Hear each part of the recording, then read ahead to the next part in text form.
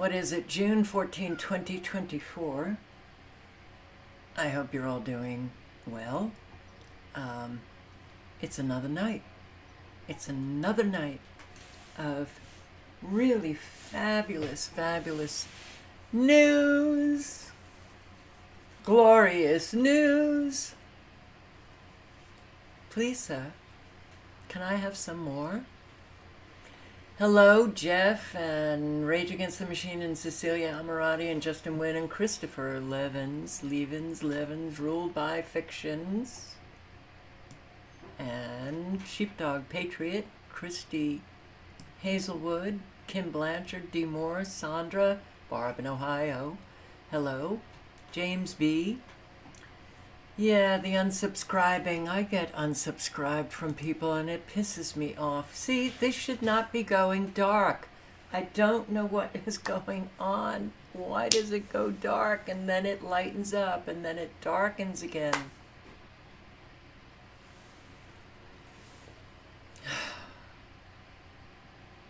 Hi, James B. Yeah.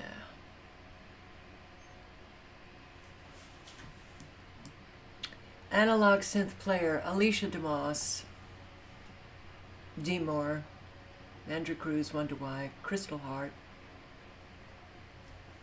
And yeah, intense rain and possible tornado for New York City. I don't know about New York City, but Long Island, how about that? And Agnes, hello. And we got a few more. We've got Amelia in the house. Hello. And McSoylent Green. Hello. Oracle 11.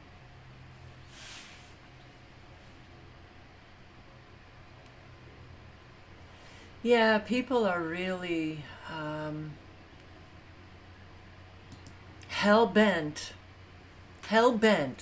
on never changing. Don't change my views, don't change my opinion, I don't want the facts, I don't want the truth, and if you give it to me, ciao. I get it. Elizabeth Rivard, thank you. Silent Walk, hello. It's sorry, but how Americans do their relationships, it's really, it's sickening at this point. You know,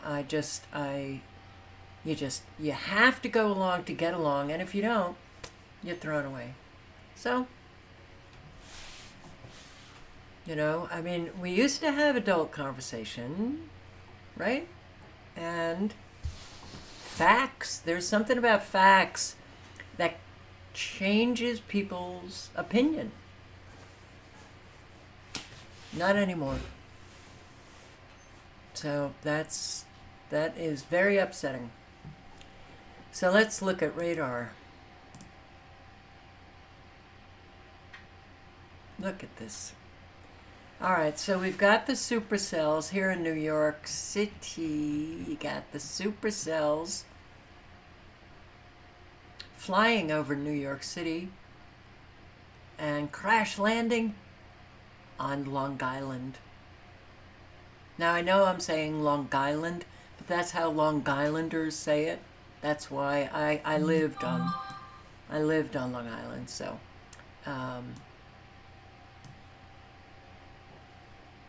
so you have quick supercell action here in Pennsylvania and Ohio.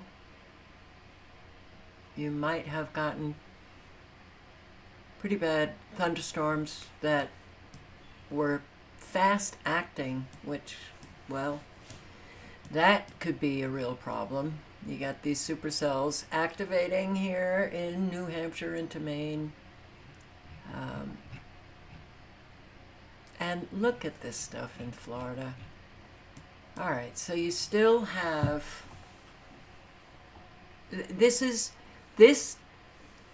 mean, I've shown radar now every night for the past 3 nights looking at Florida, and it's very obvious that this is not Mother Nature, that something is happening, and you can't quite determine what is happening, but what is happening, the rapidity with which this is happening, right within the east and west boundaries of central Florida. But really, it's the supercell soldiers kicking off and then flying north. It's so obvious that it's infuriating. It is flipping infuriating. Well, we do live in the country of idiocracy. People of the lie. Idiocracy, call it whatever you want, but it ain't healthy at all. And look at this. Look at the... All right, I'm going to show you. I took a capture of this because I was afraid that the image would change what I took a capture of, and that actually happened. Here you got in Northwest and the panhandle of Texas and Oklahoma, both supercells lining up, going right along the border of Colorado and Kansas. Up here in Nebraska,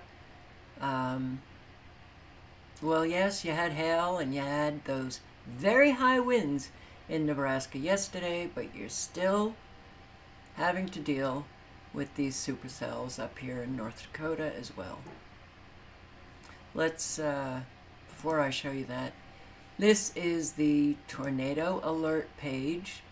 Fortunately, all of the tornado warnings have expired.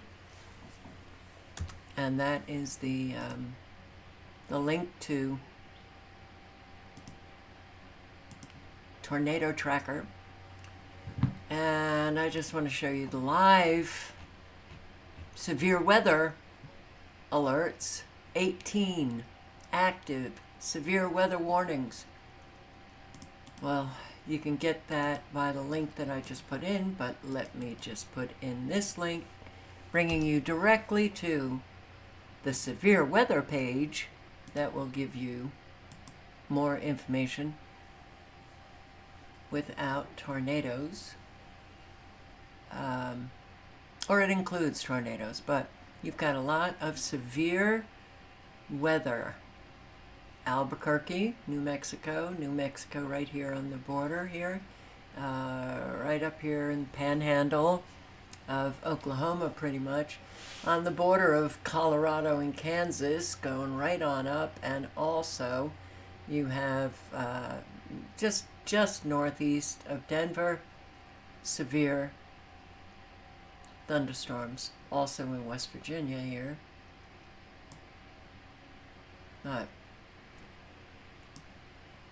Sherman Wallace, Kansas, Cumberland, Maine.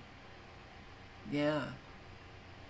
Well, Los Alamos, Sandoval, Santa Fe, New Mexico, Suffolk, New York. Suffolk is on Long Island. Severe thunderstorm located near Mount Sinai or near Port Jefferson.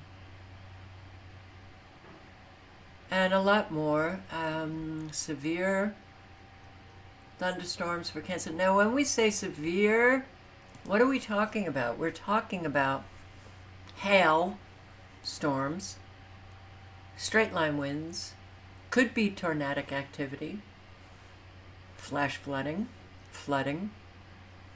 very, very high winds.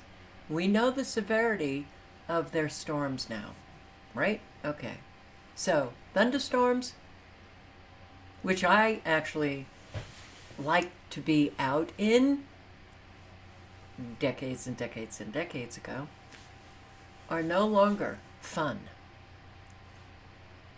So, you got them in Kansas, you got them in Colorado, West Virginia, Oklahoma, Texas, New Mexico. Wow. Yeah. Miss Blanche, hello. Daryl Stillwell, hello. Kim Blanchard.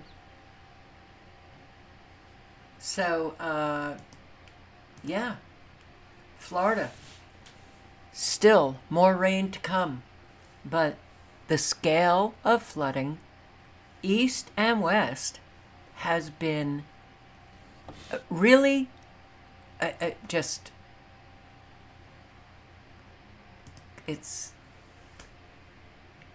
a holy shit from rain. I saw this article.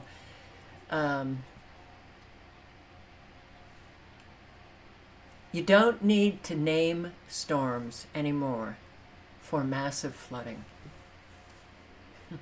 Well, you sure don't need to name storms when man is controlling the weather and bringing about all of this flooding. Of rain was enough to push water into some homes today in San Carlos Park, leaving a big and expensive mess for homeowners. NBC2's Madison Adams is live at Cypress Point Road in Constitution Circle in San Carlos Park. And Madison, how's it looking like they're at right now? Is there still a lot of water? Lee County and San Carlos Park looks a lot like Venice, Italy tonight. This isn't the only street that's covered in a few feet of water. I was driving around the neighborhood today, and the majority of it looks exactly like this. Some streets look even worse. Lee County Fire and EMS were out here responding to calls for flooded homes all afternoon. I mean, we went through Ian here, and it didn't, like, the water didn't even come up to our door. Nothing happened to us. Kaisley Estevez survived Hurricane Ian, so all of the rain that we got today didn't even faze her until she got home from work and found 3 inches of water inside her house. We're basically just taking all of the water out and drying everything up, just trying to mop everything and clean and throw everything away that's been ruined. The water also destroyed her clothing, furniture, and a refrigerator. Those who haven't had water inside their house are having a blast, treating it like a snow day. It's also a perfect excuse for me not to go to work tomorrow, because now I can just say I got flooded in. Well, I threw on my bathing suit just to be safe. You know, I didn't want to drown. Guys are out here having fun on four-wheelers, dirt bikes, you know. Yeah. Okay, perfect excuse. I don't have to go to work. Just say I'm flooded. And I have to wear my bathing suit because he doesn't want to drown. What the hell does that mean? Flooding creates dangerous conditions across South Florida. Our team coverage continues. Our team coverage continues now with this dangerous drive. A woman driving her car into a canal in Hallandale Beach. Neighbors say barricades had floated away in all the flooding, making it hard to distinguish the canal from the road. Let's get right out to CBS News Miami's Anna McAllister live at the scene. Anna, what a scary situation. That's right, Lauren and Elliot. Absolutely a horrifying situation to even imagine yourself being in. We're on Southwest 9th Street now, and the street is wet, but it is no longer underwater like it was earlier this afternoon. When we got here earlier today, there was at least 6 inches of water submerging these streets. You couldn't tell the difference from that street and this canal that you see behind me, and that's exactly what happened to the woman who was driving. She made a turn and then plunged right into the water. A horrifying sight in Hallandale Beach. A car submerged in a canal after the woman driving it mistook this deep body of water for a flooded street. Because if you don't know it's a canal, you would think it's a road. Debbie Tam lives on the canal and says she watched the chaos unfold. It was miraculous. It was really floating for a very long time. The woman driving the car spoke to us off camera, and she told us she's a realtor and she was showing a client a property in the neighborhood. She says when her GPS told her to make a right, she did, thinking it was just a flooded street, but ended up nosediving her car into this canal. The fence was removed due to some dredging that the city just went under, you know, with respect to the canal. So they removed the fence, but they had barricades up. But last night, the flash flooding literally took all that barricading away. Oscar Trey. Wow. Put up barricades, flash flood. There go the barricades. Oy, oy, oy. Northeast Miami-Dade. Residents seek safety help after severe flooding. apartment complexes, we're talking a whole lot of people dislocated. Okay, we all know the condition of our country. We all know the condition of family. We all know the condition of friends.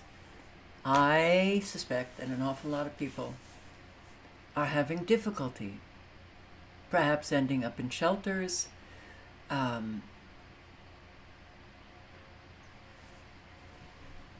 because a whole lot of people are losing their homes.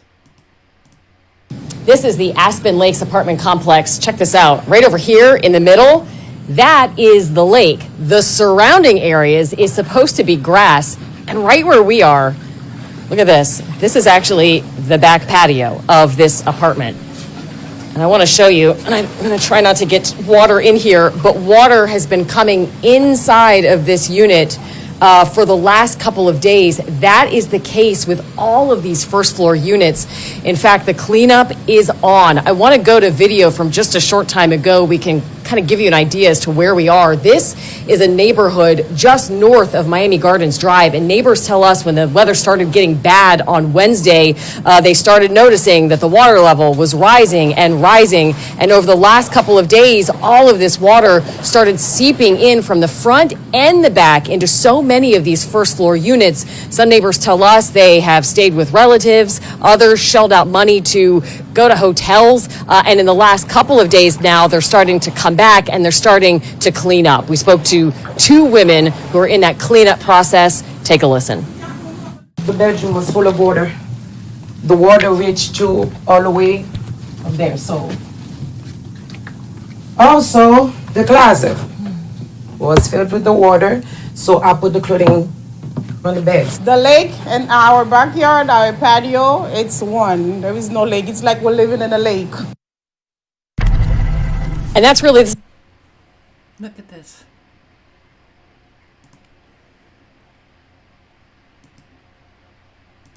This is not the only apartment complex, and these are huge apartment complexes. Nebraska, America battered by storms.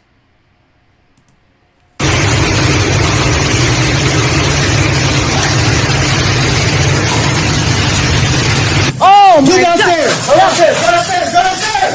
Get downstairs!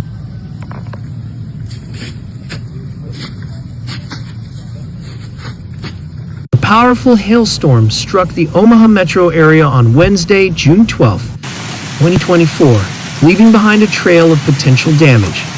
While the extent of the destruction is still being assessed, reports indicate hail as large as golf balls pummeled the city during the short-lived but intense weather event.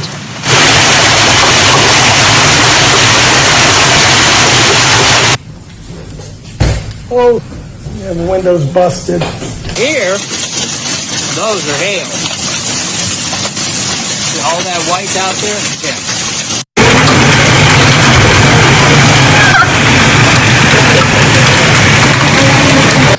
This unexpected hailstorm caught many Omaha residents off guard. Social media lit up with videos of the hailstorm's fury.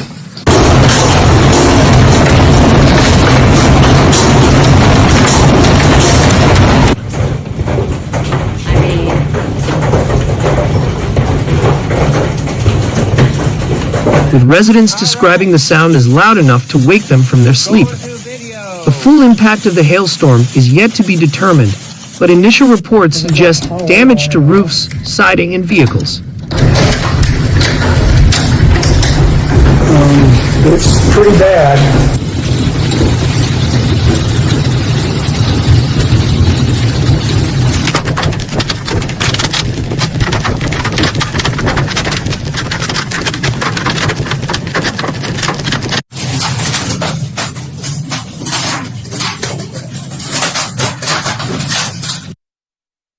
I feel sorry for all of the cows and all of the animals outdoors.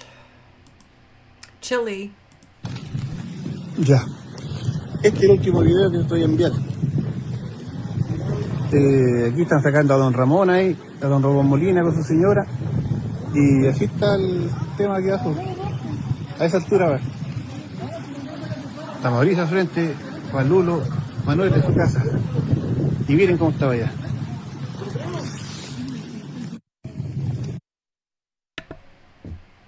Wow. Japan.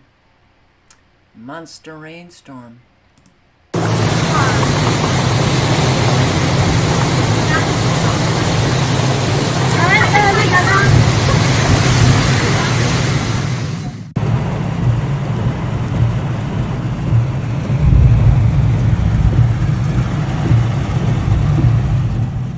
Okinawa, Japan. The southern main island of Okinawa has been battered by a series of record-breaking heavy rainfall events, leading to widespread flooding, landslides, and prompting emergency evacuation orders. The Japan Meteorological Agency, JMA, has issued a rare record-breaking heavy rain warning for the region, urging residents to remain vigilant and prioritize safety. The active rainy season front, coupled with unstable atmospheric conditions, has unleashed a deluge of rainfall over Okinawa Prefecture.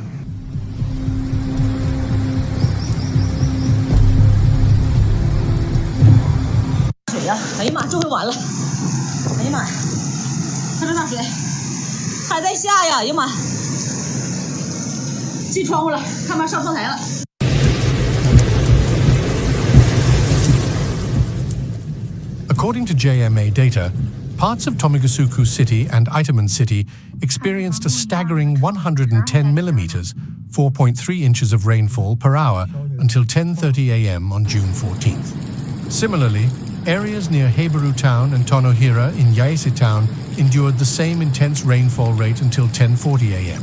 The downpour's severity was further highlighted by the 94.5 millimeters, 3.7 inches of rain recorded in Naha City within a single hour, marking the fourth heaviest rainfall event in the city's history. Authorities have warned of rapidly rising water.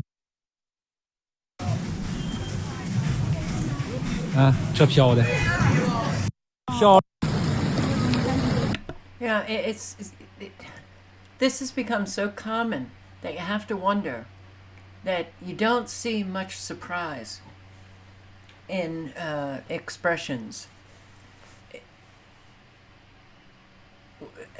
Please don't become so desensitized to this to just say, well, this is just the way it goes. Oh my God.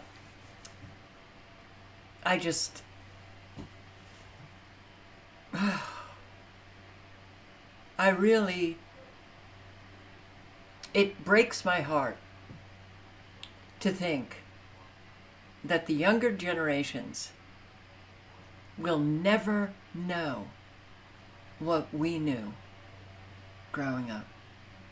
They will never know it. All they know is horror. You know, I remember when I was a teenager living on Long Island, there was a golf course at the end of my street, and we used to go whenever there was a thunderstorm, and we could see it coming. Oh yes, the dark clouds, right? The humidity was so heavy you could barely breathe before the thunderstorm. But we would go to this golf course, and on the golf course there was a huge hill. Old Glory is what it was called. And we would go up to the top, and there was a kind of like a gully at the bottom, which had filled up with water, which very quickly dissipated. But if you got there in time, you were able to just run, take a running leap down Old Glory, and just slide down into that gully, and it was fun. I don't think parents would ever allow their children to do anything like that. Not with the weather that we have today. But then to experience after that thunderstorm, which lasted maybe 10 minutes, maybe 15 minutes, that was it. The sky was so blue. Remember that unbelievable blue that we had? Humidity was lifted. All of that it affects us. It brings about these negative ions that lifts us up, makes us feel good. That's gone. System collapse it's just the robbing of everything is taking place. Wow. And so this is what we see all the time now. Doesn't matter, Japan, Chile, Brazil, United States, Spain, Germany, wherever. Russia, Slovakia, it's all over. And people aren't asking questions. Wow, Rose Fire destroys homes. This is the fire in Arizona. Right now, the Rose Fire continues to burn near Wickenburg after uprooting lives and tearing apart homes. The terrain has posed a challenge for firefighters who are working so hard in this heat to try to get those flames contained. ABC 15's Jordan Bonke is hearing from those impacted and those who are trying to help in a moment of crisis. Jordan. Heat to try to get those flames contained. ABC 15's Jordan Bonke is hearing from those who are working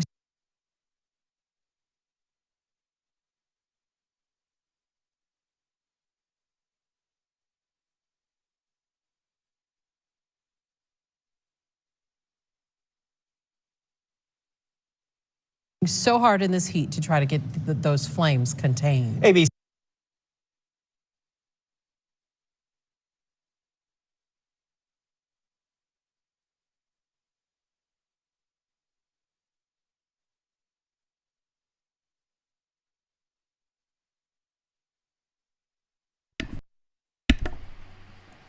All right, I didn't have the mic on, but look at this. Where did the wildfire come from? Or did it just leap over all of these very dry trees and hit that house, and hit this one, and hit this one? Somehow missing all of these trees that are quite dry. How does that happen? We all know how it happens. But where the hell are people? Why aren't people asking questions? I'll go to my grave saying, why don't people ask questions? One of those homes is where Cara Engelman Tracy grew up. Her father evacuated. She's now working to get from Wyoming to Wickenburg to help. They were telling him to get out of there, so he was able to grab my mom's ashes and a few things, and his cat and the clothes on his back, and nothing else. She tells us last summer she lost her grandmother, and a few months ago, the family lost their mother to cancer, leaving her father to have to cancel his home insurance because she says it got too expensive. The family now without the home that they've lived in for more than 20 years. It saddens me. Everything's leveled to the ground. There's nothing left. No pictures of my mother. Nothing of my grandma's left. Both my grandmas, nothing's left of it. Everything my dad and my mom worked for years and years is just gone. Those battling the fire relying on air support while ground crews face tough terrain. And while an overcast day aids the summer heat for crews, the wind doesn't. The fire jumped across Highway 60 on Wednesday. The cause of the fire is yet to be determined, but we're told salt cedar, the invasive species, can increase fire frequency. Oh, please. Okay. Oh, yeah. Fire burning in North Fontana, California.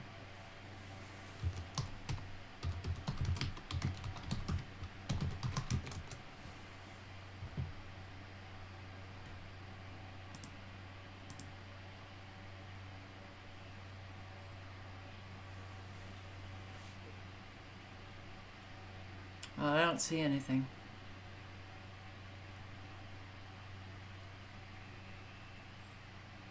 Do see an awful lot of, watch it for the 2024 wildfire season. Evacuation, relocation underway for International Towers residents. This is so, wow. You know, and I can't say if the building is because of the realty building that exploded, had an explosion, had an effect on the building right next door. But all of the tenants get out. They were told Monday, got to get out by Friday. Ticking for when all the people who live at the International Towers downtown need to be out of the building. After a structural engineer deemed the next door realty building unstable, the residents of International Towers were told on Monday that they would have until Friday at noon to get out. Now, many of them were moving out today, and I talked to one man about what this last week has been like for him and his neighbors in the building. It was chaos because I paid my rent, and then not even 24 hours later, they called a meeting, said we had to evacuate. Patrick Wells sat outside International Towers today. It's the place he's called home for the last 14 years. But now he has to leave, and he doesn't know when he will be allowed back. It's a mess. It's a mess down here. He said he and most of his neighbors are frustrated with the situation, but he doesn't feel safe being in the building right now. He wasn't able to get all of his things out of his apartment, but he has his essentials, unlike some of his neighbors. For a lot of other people, it's pretty sad because they're struggling to get their things out. Wells is moving to Park Vista. It's just one of the several living facilities and hotels that have been taking people in who have been impacted by the downtown explosion. The St. Augustine Society operates a transition home for men who are aging out of foster care or are left without a home on Glenwood Avenue. And they're opening their doors as well. When we heard of this emergency downtown, we looked to see what space we may have in our building that we may be able to accommodate some of those individuals. One person from International Towers moved into the home today, and Paul Witowski says they could potentially house up to around 20 more people. We have some large rooms that we felt that we could take and put beds and cots in. Witowski said there's a high cost to keeping the home running, so the United Way is paying for the man to stay there. We are willing to do whatever it would take to provide good, secure, safe, comfortable housing for these individuals. Well, good. That's what everybody should be doing if they have any kind of room, family, friends, co-workers. So I'm reading Gypsy Stargirl. No rain at all in north central Florida for a month. Very dry, grass burnt, hot and miserable. Burns skin to be out, even for 10 minutes. Now, you're in North Florida. I was wondering today what the sun was like in Anderson, South Carolina, because I remember when it was 100 degrees, the humidity was very high, and yeah, the sun, I was out walking, I was working out, I was fine. Not even 10 minutes here in Arizona. You're outside, it feels like it is burning your skin. And apparently, it's different than it was not too long ago.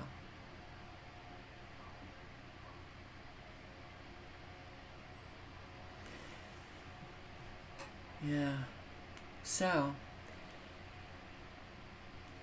let's just say they're ramping up all of the toxins, all of the poisons, the electromagnetic frequencies, the heat, the blazing sun. People claim that it's a lead light up in the sky. The aluminum in the atmosphere can make the sun white.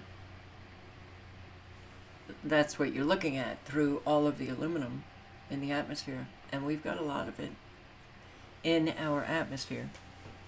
But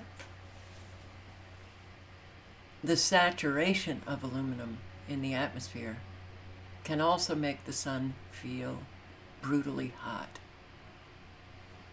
So it's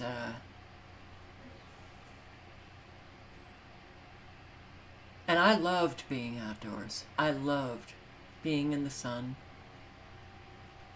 I can't be out in it.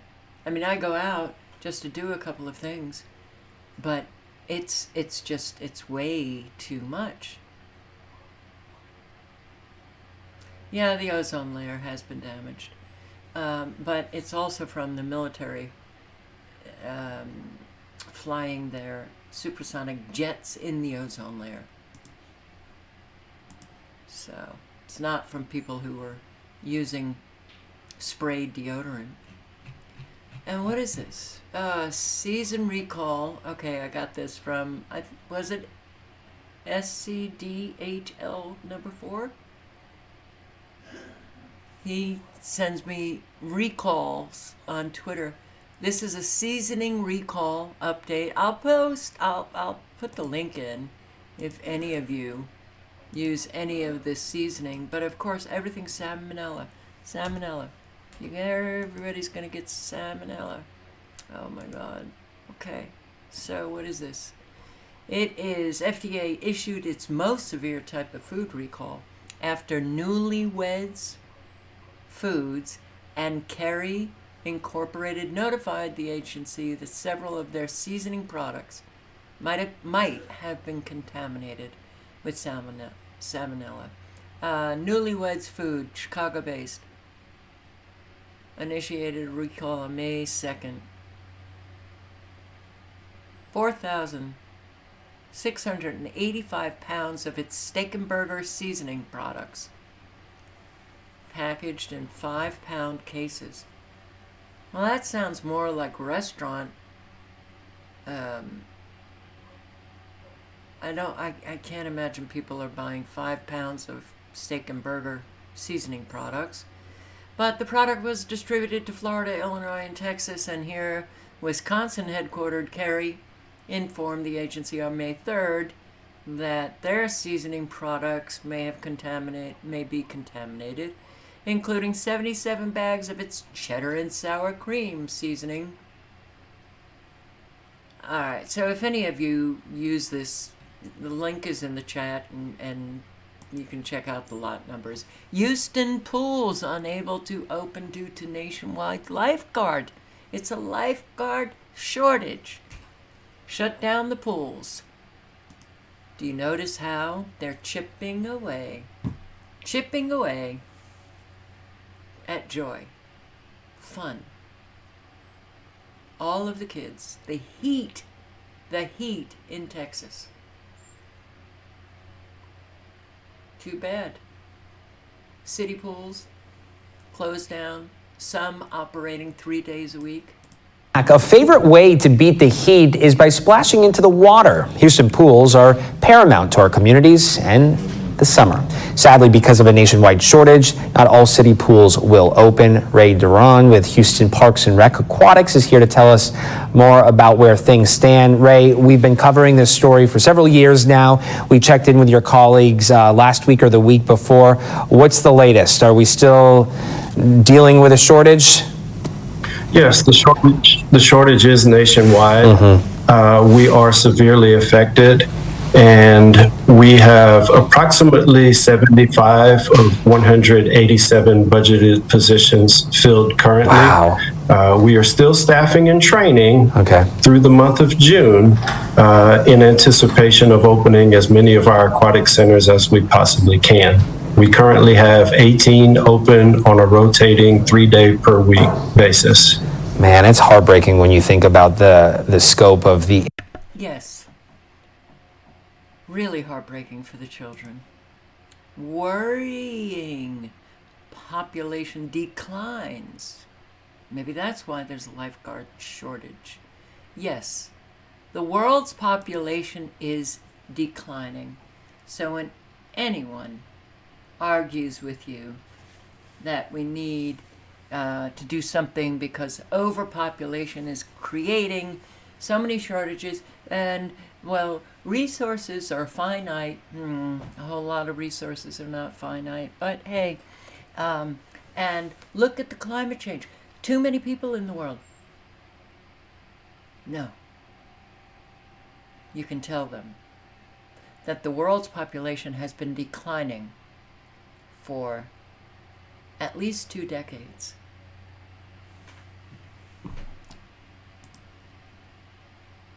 declines are actually a hopeful sign. Human population is in the news, but not for the reasons we are used to. At one time, our growing population was seen as central to wildlife extinctions, resource depletion, pollution, and environmental destruction. But today, we are more likely to hear that there are too few of us, not too many, as women across the world have gained greater reproductive choice. Bullshit. A whole lot of women cannot get pregnant because an awful lot of the chemicals and the pesticides and the endocrine disruptors in our foods, medications causing sterility, electromagnetic frequencies causing sterility, infertility. But no, we're never going to hear that. Okay.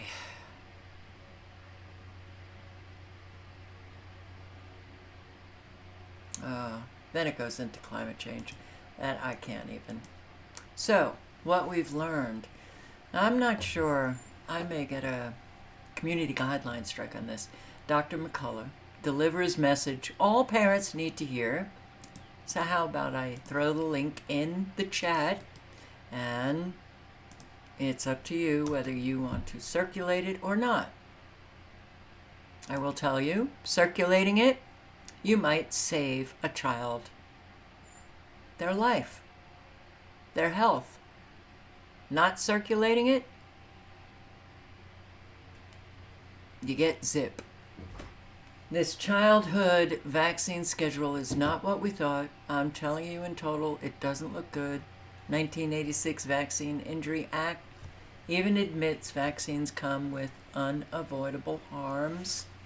5 separate studies now show if children go natural, no V's whatsoever, they have the best outcomes. My God. Autism used to be 1 in 10,000. Now it's 1 in 36. And there's about 200 published manuscripts showing its immune system dysregulation. And I can't believe that I am suddenly having a slight vertigo episode, and I can't read. I can't read this. Okay. Here. I will play this. Thank you. So Los Angeles is set to open what could be the world's fanciest homeless shelter, and it's costing taxpayers. The 19-story apartment complex in Skid Row cost $165 million to build, or almost $600,000 per unit. Joining us is one taxpayer and LA business owner, Paul Scrivano. So Paul, look, everybody wants to help the homeless, get them off the street, but it doesn't seem like there's a money issue, there's a will. What is your thought about this program? Oh, it certainly isn't. Good morning, Lawrence. Good morning. It certainly isn't a money issue. This building is being built through what's known as Measure H, which was, it's maybe 6 years old now, which was a bond measure to raise $3.75 billion over 10 years. It was combined with a county measure called the city one is HHH, and it was combined with a county measure called H, which was another $3.75 billion, 0.5% sales tax increase in the county. Combined is $7.5 billion over 10 years. And if you do that math, that's $2 million a day for 10 years. And that's just those two measures. Maxine Waters is in Congress right now, and I don't have the numbers, but she's got 2 resolutions pimping for $150 billion for homeless and $100 billion for housing for 5 major cities around the country: Los Angeles, San Francisco, Denver, so on and so forth. So it is not a money issue. It's I think what they're doing is artificially maintaining these monstrously high numbers to justify all this spending. But it needs to be broken down because we don't have if you use their numbers, we don't have 175,000 homeless people. We have, thousands of homeless people, but we also have tens of thousands that are just drug tourists. Yeah. We have tens of thousands who are not homeless. They have homes. They just don't like their parents anymore. So they come here and just live in a tent and live off the grid. So the numbers that you get to build $600,000, 900 square foot apartments because you have an endless supply. You have an endless supply of money because you have inflated numbers. Well, they keep being done. Well, Paul, they keep. Idiocracy. That $165 million luxury building to open for LA homeless? Are you kidding? Something's up there, don't you think? I think. Here, after nearly 60 years, another Floridian learned she's not a legal citizen? I'm Katie LaGrone. Another Floridian stepping forward to share her own citizenship nightmare. This after we were first to share how a Florida man who spent his entire life living and working in America recently discovered he's not a U.S. citizen when Social Security denied him benefits. These are snapshots of Cynthia Downs' life on the farm in Chattahoochee, a small city just outside Tallahassee. The land in her husband's family for generations is where the couple have called home for more than 30 years. It's where they raised their girls, started their own hobby farm, and are well into training the next generation. For Cynthia, it's the perfect life for a small-town American girl who always assumed she was American. I just never think about nothing else because I paid my taxes. I've done everything everybody else done. I've been here all my life. And I've never been to Canada except for when I was born, and I didn't remember that. Cynthia's mom was Canadian, her dad American. She says the family moved to the States when she was just an infant. She's called America home ever since. I've done everything everybody else does. There's never no red flags. That is until she went to renew her driver's license a few years ago. You find out that you're not an American citizen when you're 62 years old? Yes.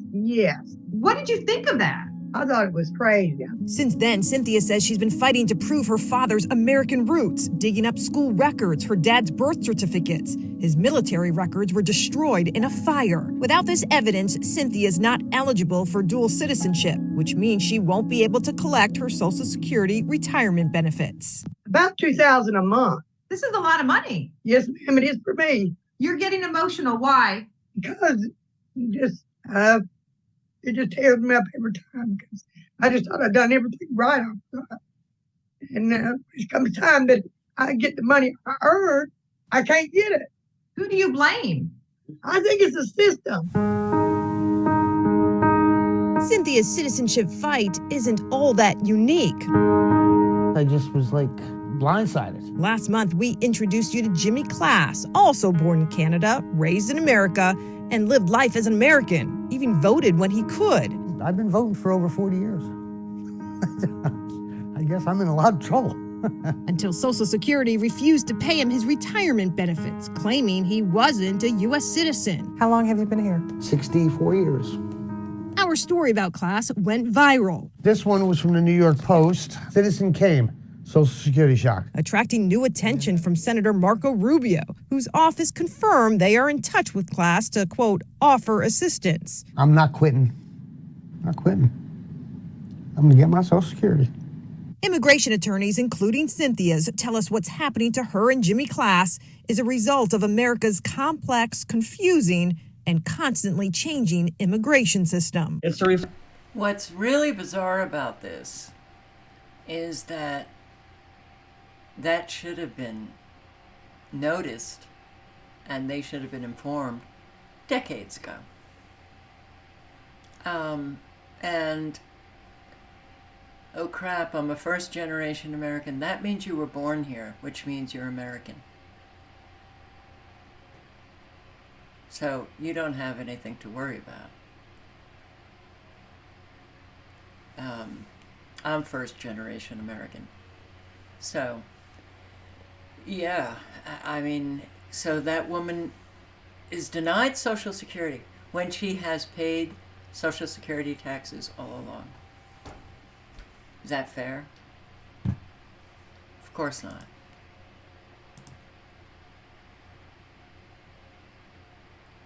$30,000 on hair. I mean, there's something about Chicago, the mayors. I mean, we were doing this with Lori Lightfoot. How much money she spent on getting her hair done, and getting her hair done during the pandemic when she was telling everyone else, "You can't go out and you can't get your hair done." And then she waddles in and gets her hair done. You can't make this up. Let me ask you another question. There'll be the awkward elephant in the room, and that is about the Sun-Times story last week about your spending of $30,000 from your campaign fund for hair and makeup. Can you respond to that and explain why you think that's an appropriate use of the campaign dollars? Look at his hair. Really? Really? That guy needed makeup and a whole lot of money for his hair, which he has hardly any of? To what to many people seems like a lot of money. I think it's always appropriate to make sure that we're investing in small businesses, especially minority-owned, black-owned, women-owned businesses. Our campaign spends money on food. We support black and brown-owned businesses, women-owned businesses, printing. There are a number of things that my campaign spends dollars on. And I'm so committed to supporting small businesses that even as mayor, just made another announcement of another $35 million available for small businesses. That's important to people, that we lift up, small businesses that, in particular, that don't always get the attention and support that they deserve it. And so we're going to continue to do that as a city, and we'll make sure that, I encourage all of you in this room, support small businesses. Go get your hair and makeup done by black people in particular.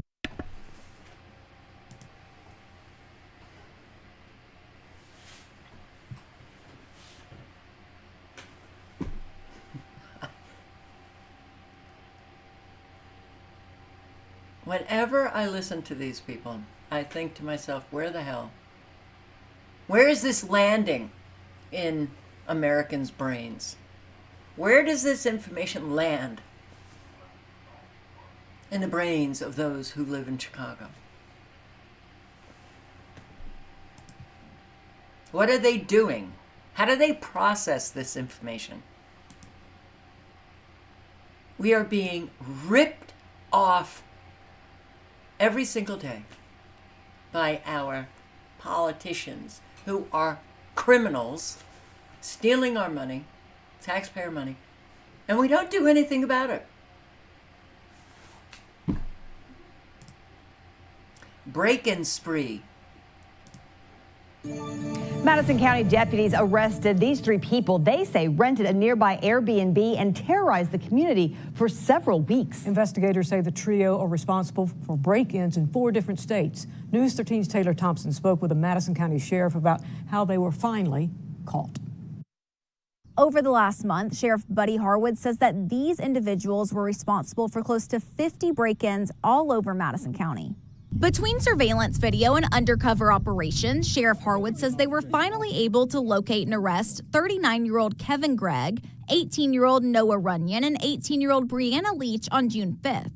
After learning through that surveillance video that this trio were committing these breaking and enterings between 2 and 4:30 a.m. We moved all detectives working late night shift. Which is where they were able to see a white truck pull into a gas station in Mars Hill with these 3 individuals in the car. My detectives ID'd those folks immediately that, hey, that's the folks that's been doing the breaking and enterings in our county. Harwood says the three are originally from Elizabethton, Tennessee. We determined based upon the interviews that these individuals were renting an Airbnb over in Barnardsville. And targeted Madison County. They love doing car B&Es.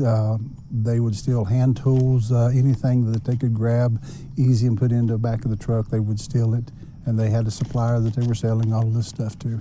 One of the suspects, Craig, is a convicted felon, but Harwood says he's unsure of the relation between the three. Individuals from Tennessee that came to North Carolina on a crime spree. Using Airbnbs as a host for crime is something that Harwood says has become an increasing trend in their community. It's a good nest for individuals that want to commit crimes to come in and stay 2 or 3 days and be gone. While Harwood says the community can feel at ease with this trio off the streets, he advises all residents that if you don't have some type of security camera system around your home, now is the time to do so. That's where we are. A whole lot of people want to get security now. They want to get surveillance cameras. Where does all of that data go? Into the fusion centers, stored.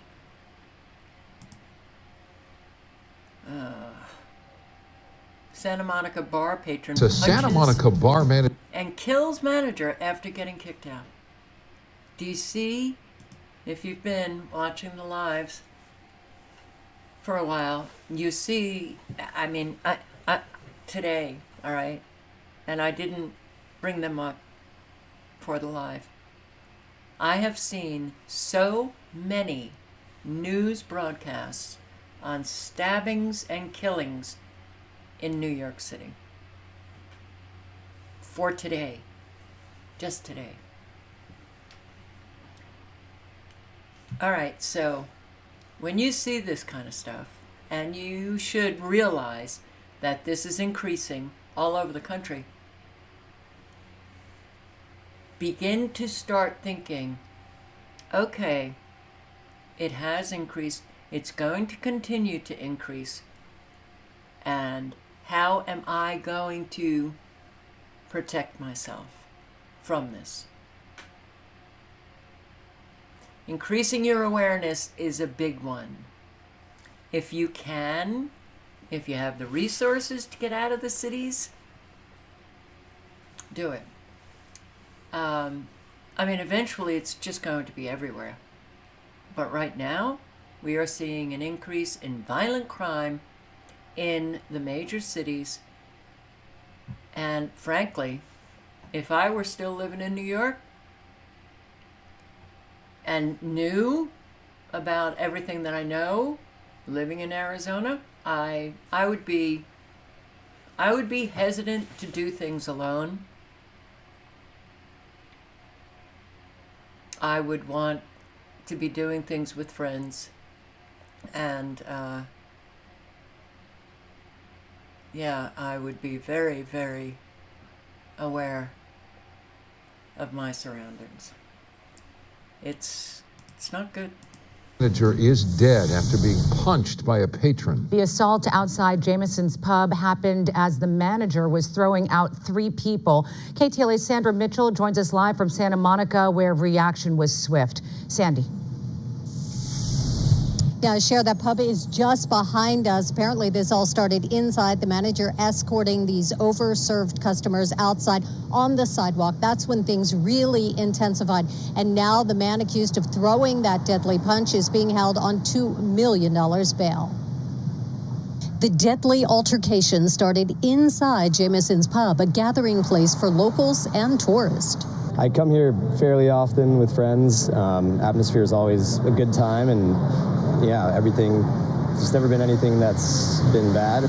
Tuesday night on the 2700 block of Main Street, just after midnight, the bar manager, a man in his 50s, escorted 3 rowdy and intoxicated patrons out of the bar. When they reached the sidewalk, there was an argument.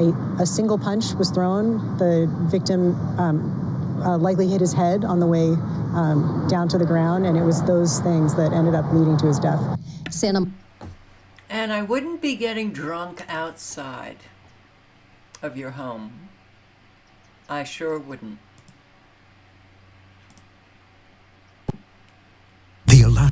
Hello. And here's another video, a special message to patients. Stop your ideological bullshit. I'm just going to play this out. I like him. I will link below to the video. He's a very honest doctor who tells people you shouldn't be going to doctors. Hello everyone, Dr. Sunil Dand, internal medicine physician. Welcome to another video. Abraham Lincoln once said that the shepherd drives the wolf from the sheep's throat, for which the sheep thanks him as his liberator. You have given me my liberty. Whereas the wolf denounces him as the destroyer of his liberty. Clearly, the sheep and the wolf are not agreed upon the definition of liberty. That is what the great Abraham Lincoln once said. The sheep says, you've allowed me to live. You have given me my liberty. Whereas the wolf says, you've destroyed my liberty. That was my dinner, and I was going to feed myself and my family. Which one is right, the sheep or the wolf? I would be curious to know if any of you think one is right or the other. Feel free to comment down below, because the correct answer is they are both right. Hence, the great conundrum of life. Let's talk about the subject of this video, Mr. Fauci, and something he said last week on Capitol Hill. I shared a number of videos with you of his testimony on Capitol Hill when he was rightly asked some very tough questions indeed, and his performance was absolutely abysmal. For somebody who was supposed to be leading the country, in fact the whole world, I found his responses quite terrifying. But there is one segment in particular which I believe says everything about what is going on in Mr. Fauci's head, his character and how he thinks. It's worth listening again for the next few seconds. You think can be done about it? I have to say that I don't see a big solution other than some sort of mandatory vaccination. I know federal officials don't like to use that term. Once people feel empowered and protected legally, you are going to have schools, universities, and colleges are going to say, you want to come to this college, buddy? You're going to get vaccinated. Lady, you're going to get vaccinated. Yeah. Big corporations like Amazon and Facebook and all of those others are going to say, you want to work for us, you get vaccinated.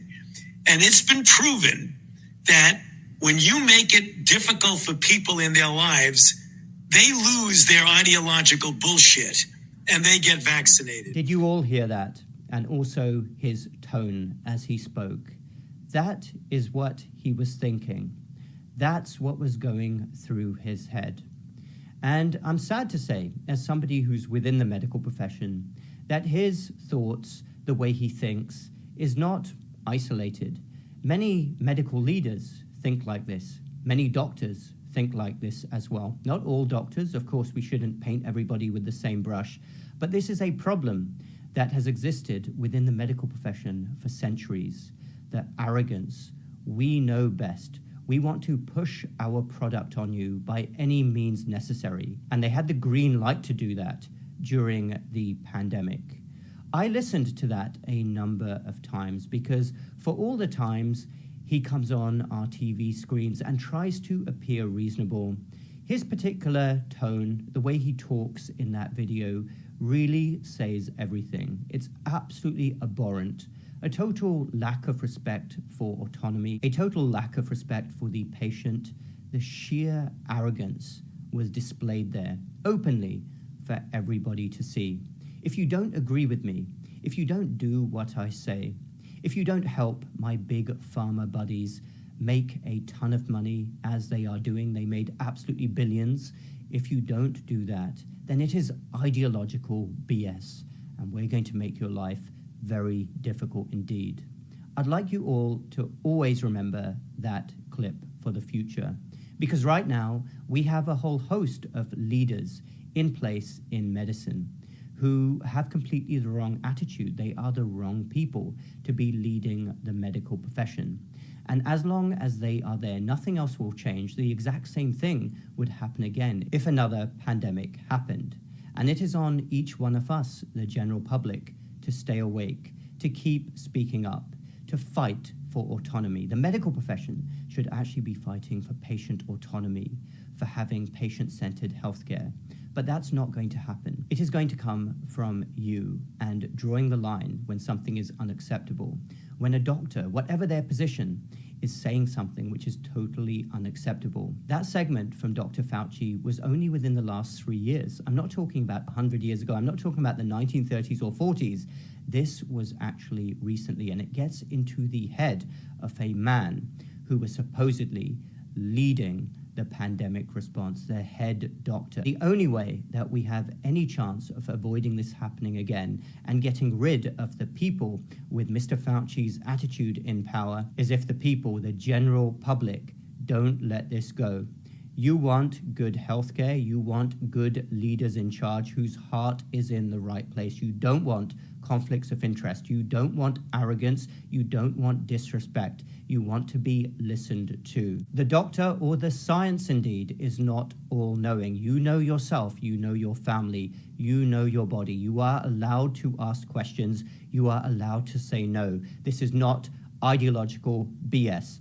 That was a dreadful segment from Mr. Fauci, but I hope everybody remembers that and remembers that you don't want people like that with that type of attitude in charge of anything in healthcare. That is all I've got to say about that.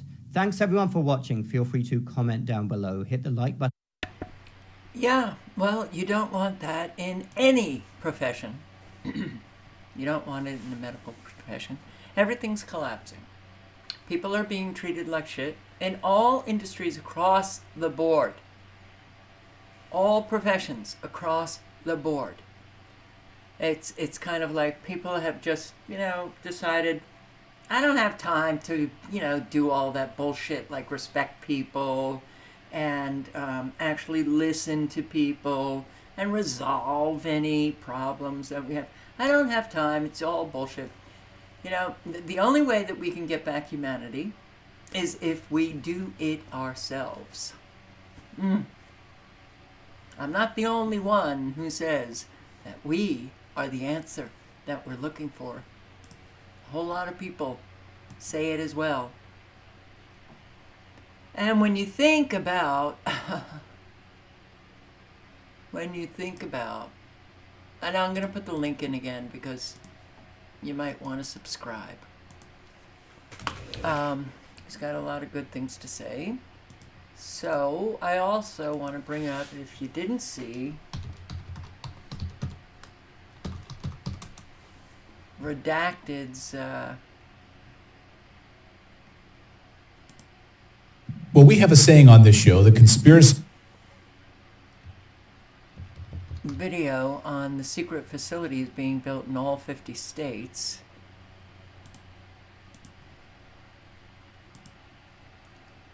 I think we have a saying. See it, and I will post the link to Redacted's interview with a former Border Patrol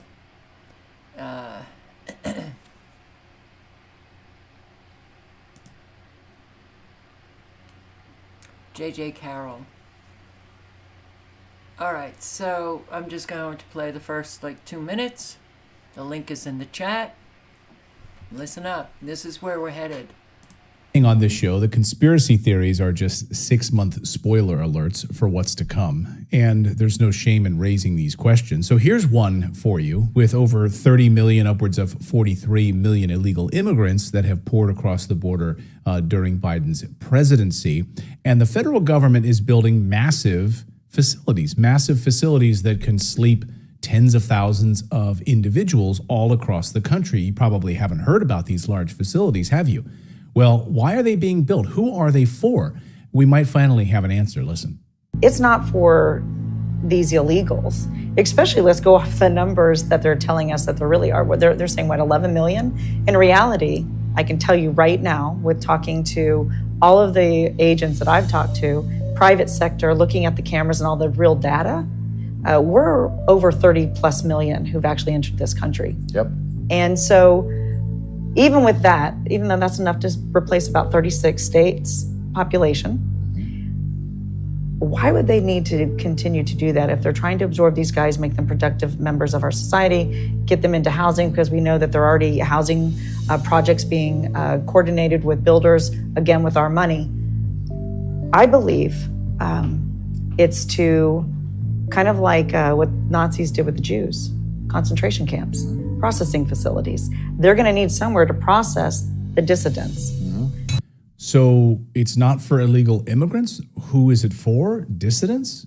We're going to unpack this with former 24-year veteran of the Customs and Border Protection, J.J. Carroll, who did this interview as part of his new documentary, Treason, scouring the country right now. And you just keep bringing unbelievable revelation after. Yeah, it's treason. And very few people actually call it for what it really is. We've had treason going on for a very, very, very long time. Very long time. The link I put in the chat again. And the U.S.-Saudi petrodollar agreement is gone. It's ended. What does that mean? Oh, the devaluation of the dollar continues to devalue. Petrodollar agreement between the U.S. and Saudi Arabia has reportedly ended. So it was a 50-year agreement signed June 8th of 1974 with no reports of it being renewed, meaning as of June 9th, it's expired as far as we understand.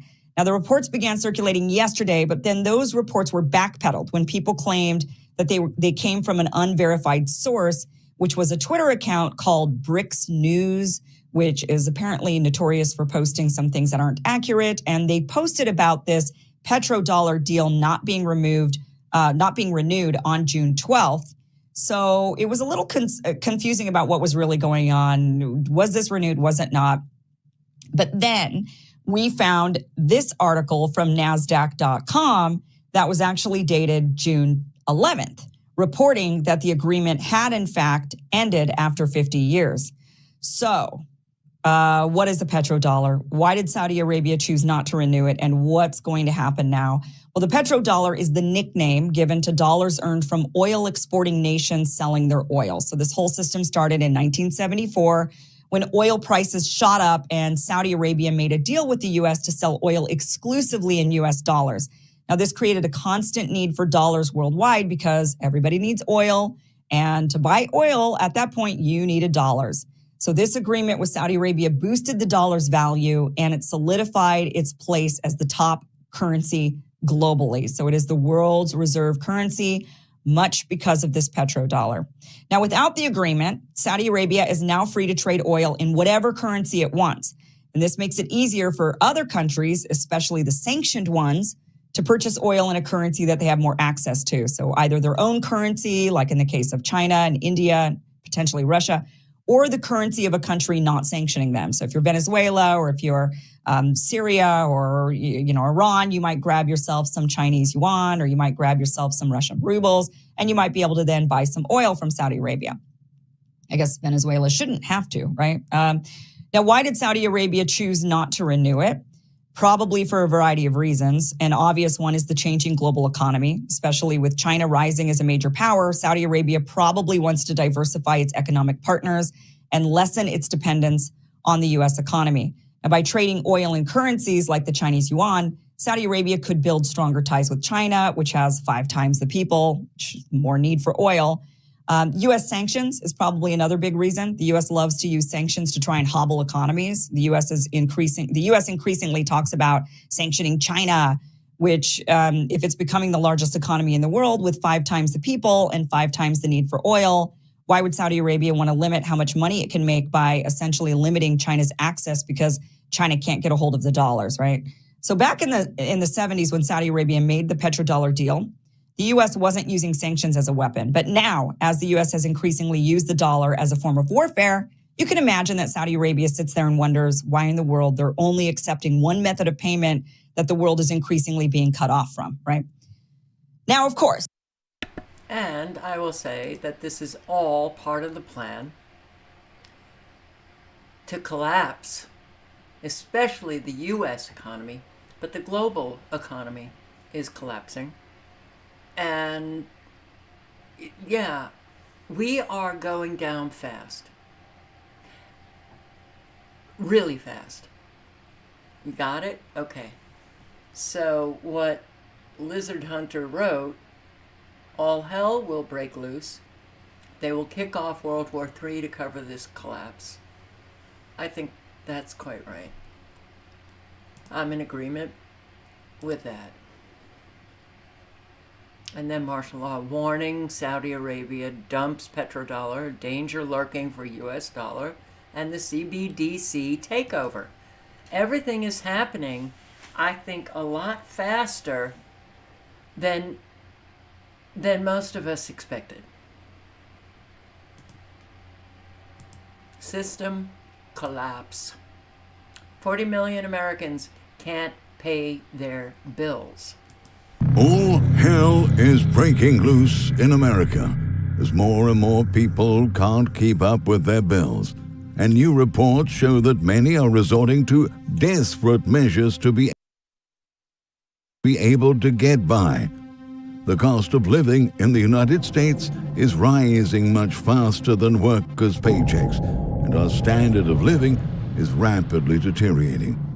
Our country has reached a stage where only the elites are thriving, while everyone else is being financially eviscerated.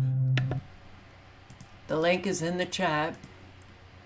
No matter how spiffy and dramatic some, I guess they're called content creators, are, the information is dead on correct.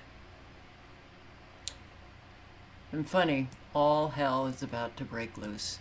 You know, look,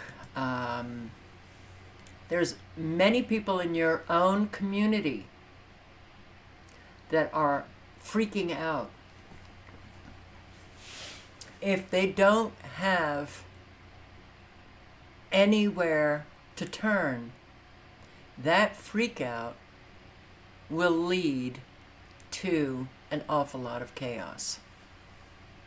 And that's why it was really important to build up communities, know your neighbors, help one another out, you know, develop whatever kind of system that you could develop in your own communities, so that people wouldn't be in such panicked freak out. We didn't do that, so a whole lot of people are going to be affected by people undeservedly, but that's what happens. When people are living chronic stress, they do begin to regress. They regress to a base level where they're just wanting to, you know, it's acting out, getting rid of the stress on other people. Not fair, but that's how an awful lot of people roll. And I know a lot of awake people roll like that too, because they haven't done the work on themselves to just keep trying to maintain. And I am speaking of knowing that acting out personally. Me, you know, there was a very long time that, and this was back in, from 2012, but it got worse, 2013, 2014, losing everything and not having anywhere to turn. And I was also undergoing a very traumatic experience, years of my malignant narcissistic family coming at me, the scapegoat, and it was hell. And now people lie to me, I don't want to have anything to do with them. I might call them out on the lies, but that's it. You're done. But for people who I have considered a real friend, I have a real problem when they lie to me. Now, would I unload on them as I was during that time of chronic stress? No. And I know that now. But, and it's not that I got violent, not anything like that. And it's not that, you know, I was, the anger in me was intense. And I still, it's kind of like that, what do they call it? Reactive rage? I think that's what they call it. When you're dealing with somebody that is a narcissist and they finally get you. And then you react with a rage, and then they come back at you and claim that you, see, you're the problem, you're the crazy one, you're this, you're that.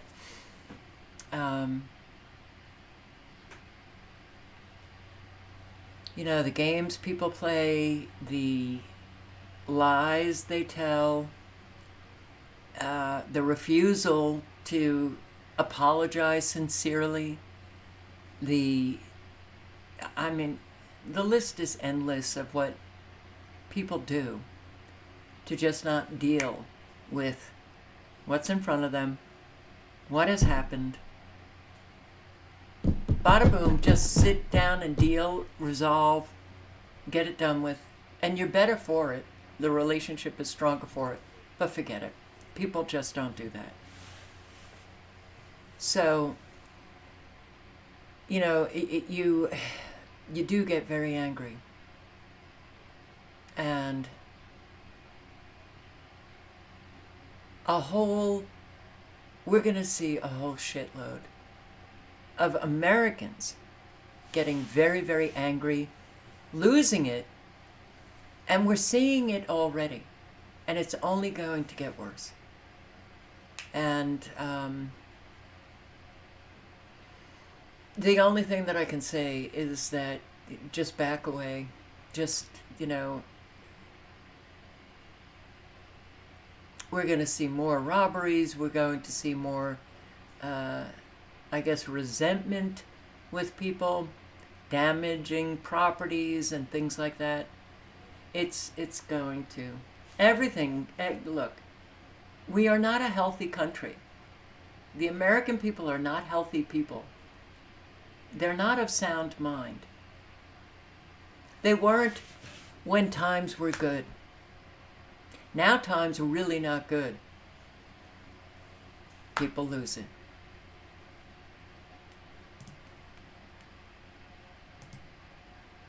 And it really is going to increase significantly. Alex Jones's assets to be sold to help pay $1.5 billion owed to Sandy Hook parents. Okay. I'm not a fan of Alex Jones. I will say this. For whatever he is and what he's about, he has educated an awful lot of people, woke them up. So this whole thing with Sandy Hook, and they're only going after Alex Jones, don't you think that that's a little odd? But he's selling off his assets, he's selling off InfoWars, he's selling off personal assets. Is this our legal system now? Because he called Sandy Hook a hoax?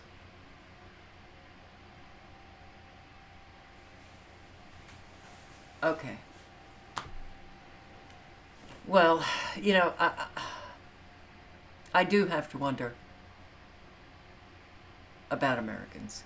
I really, you know, we did have something precious here. And boy, Did we not care about it at all?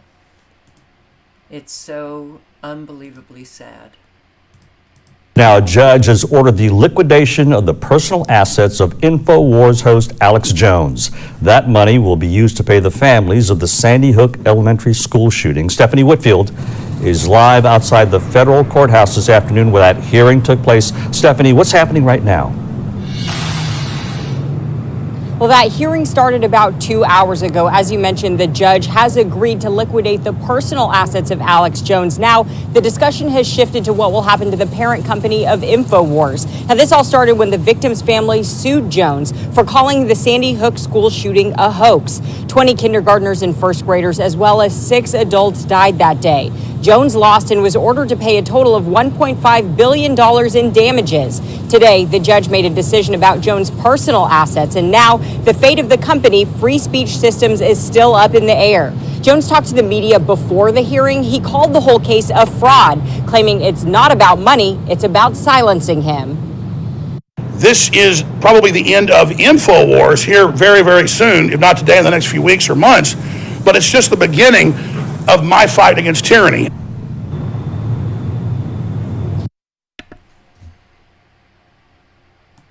And I have to wonder, Alex Jones, is he a billionaire? $1.5 billion to Sandy Hook parents, when a whole lot of them got brand new houses. I'm not even going to go there. All right. But I do think that something to chew on. I agree.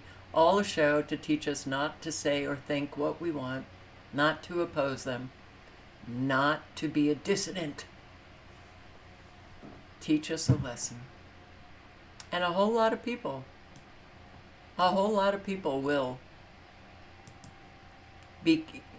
cower.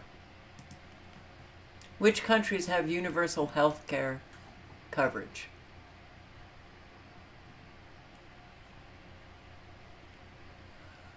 We are the only country, the only developed country that doesn't have universal health care. But we don't have health care anyway. We have a system that makes you sick. We have sick. Come on. Come on and get sick. Why Americans aren't buying Biden's strong economy propaganda? Maybe because Americans, the majority, are really feeling it. They're really feeling it. And a whole lot are losing their jobs, and they can't find a job comparable to maintain the lifestyle that they had prior to losing that job. Like this, Silicon Valley salaries plummet, and layoffs and economic uncertainty amid layoffs. Silicon Valley, you're kidding. Bay Area is once untouchable. Tech industry has been hit hard by a wave of layoffs and salary cuts, leaving many workers struggling to make ends meet in one of the most expensive regions in the country. Do you really think that these people are going to find a comparable job? That they're not. So the entire system is crumbling. Major red flags are popping up for the banks, small businesses, and retailers. And this is Michael Schneider. The link is in the chat should you want to read the full article. I'm just going to read what I have highlighted here. It's, FDIC's recent report notes 63 problem banks. Collectively, our banks now have $517 billion in unrealized losses. $517 billion in unrealized losses. And what's an unrealized loss? It's a decrease in the value of assets, a decrease in the value of investment, but unrealized, it gets realized once the asset is sold. $517 billion. Oh, this collapse is going to be something unprecedented. The Depression on steroids. But what banks are on that list? The FDIC won't tell you. They don't release that information because they're afraid of bank runs. If Americans knew the truth, there would be bank runs all over the country. Well, for every adult, the truth is a choice that they make to attend to or not. Condition of our banks just continues to deteriorate because mountains of commercial real estate loans are going bad. Never faced a commercial real estate crisis of this magnitude in our entire history. A lot of financial institutions will fail during the months and years that are ahead of us. Approximately 2/3 of all small businesses in the United States that are still operating are teetering on the brink of disaster. They're fearing that current conditions and ongoing downward trends will lead to them having to close their businesses. The economy is doing so swell. Maybe you don't care about what is happening to our small businesses, but you really should. Oh, but you should. Because close to half of all workers in the United States are employed by small business. At least 46% of all employees in the United States, around 61.6 million people in total, are employed by small businesses. The U.S. economy lost a whopping 408,000 jobs last month. Did you hear that? 408,000 jobs last month. Major retailer after major retailer has been reporting disappointing sales numbers like Target and Lowe's, Macy's, Kohl's, Best Buy, Foot Locker report negative year-over-year sales. Others like Dollar General, Burlington, reported same-store sales in the plus 2% range, but that too was negative when adjusted for inflation. Walmart and Nordstrom managed to roughly keep pace with inflation, but were unable to exceed it. Now even Walmart is closing stores, closing across the country. Retail experts say the cuts are signals of a bleak future for shoppers. They closed 9 stores so far this year. We're on pace to lose 7,800 stores, not Walmart, but all stores, in 2024. We really are in the early stages of a historic meltdown. I don't know if it's the early stages. I think this has been going on for a long time. But we are melting down faster and faster. We should brace ourselves for a bigger crash than we got in 2008, 2009. Harry Dent, look at this. This is far greater than 2008, 2009. It is. We're already in recession. Don't let them tell you that we're not. The liars come out and say, or the believers in the government stats, they come out and say that we're not in recession. Whoa, recession's coming. We've been in recession for a while. So, Harry Dent, this is bigger than even the Depression. This bubble has been going on for 14 years, and we've got bubbles up the wazoo.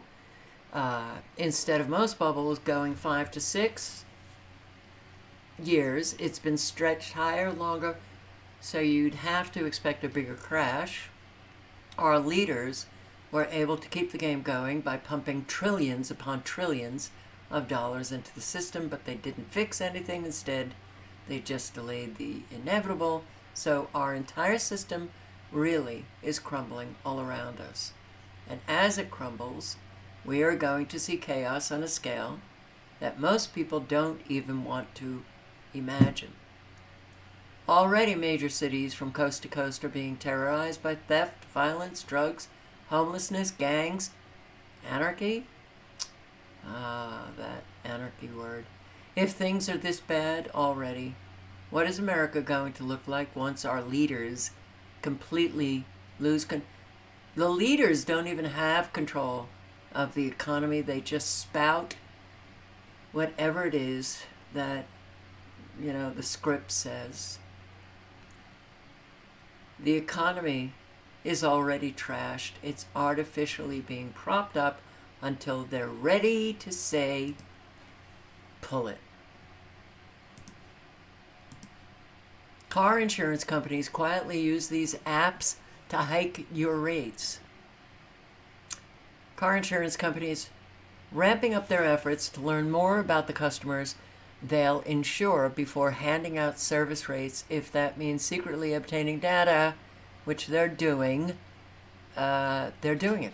So over time, car insurance companies have been increasing their surveillance, and I think most people, certainly here, understand that. These apps are My Radar, Life 360, Gas Buddy. Life 360 provides location services for families. My Radar, which is a weather tracking app. Gas Buddy, which you've got to wait just 1 second, honey. Okay? Just 1 second. Ugh. 1 second. I'll get your treats. Beautiful. Yeah. Gas Buddy is used to locate gas stations. They are all quietly helping car insurance companies develop rates for their customers. The apps provide data about their users' driving habits to an analytics company called Arity, which is owned by Allstate. Arity creates a driving score for users based on how often they speed, slam their brakes, or are distracted by their phones while driving. That cell phone, you may love it, but it's working against you.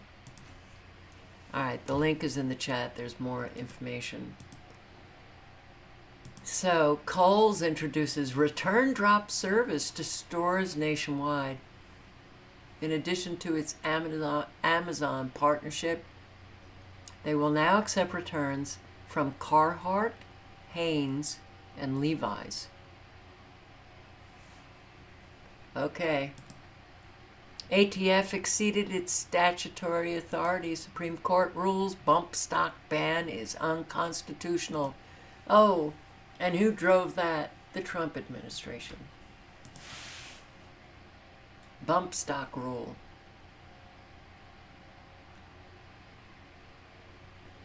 ATF exceeded its statutory authority by issuing a rule that classifies a bump stock as a machine gun? As a machine gun?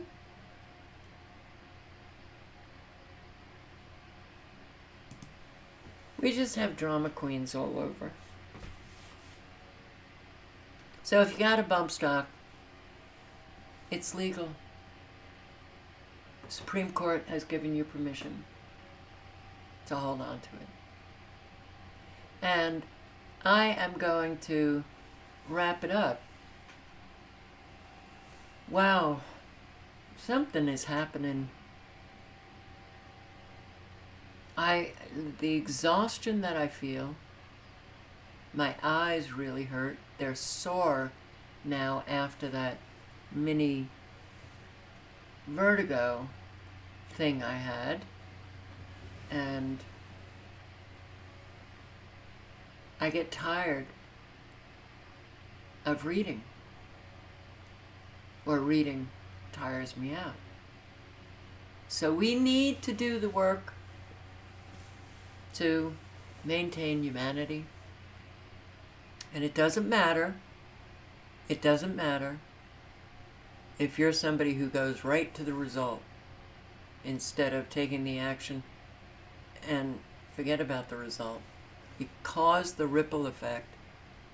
You never know where that ripple effect is going to go and who it's going to affect. But it is very important that we bring our best self to life, no matter how tired, no matter how worn out we are. Our best self may not look like the best self that we could have taken years ago, but we keep trying to do that. We live honestly and we speak honestly. And my God, that does take a lot of work to get there. So that's the only way that we could possibly.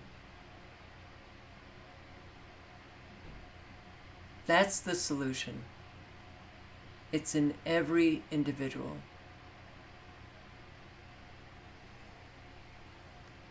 That we live honestly and speak honestly.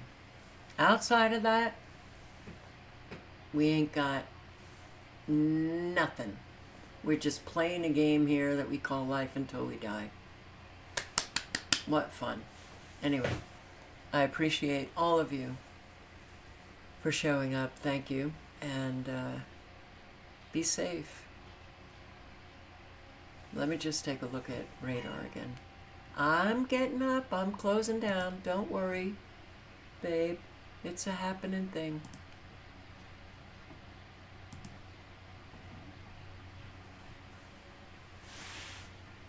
Okay, it looks like they're exhausting some of their power of these supercells, which is good.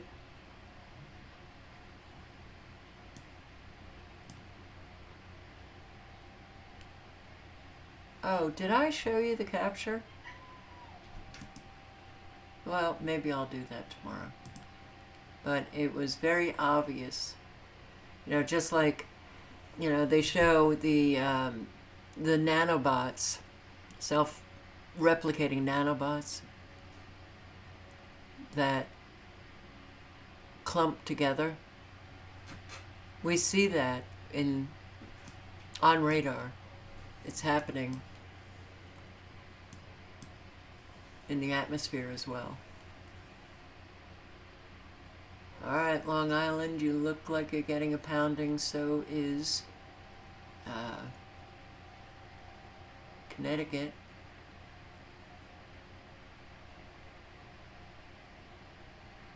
And Massachusetts, Western Massachusetts.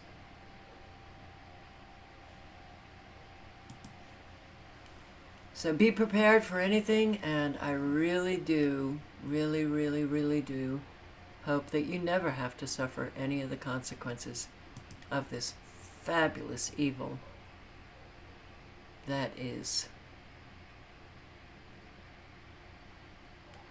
has created for the world a malignant disease.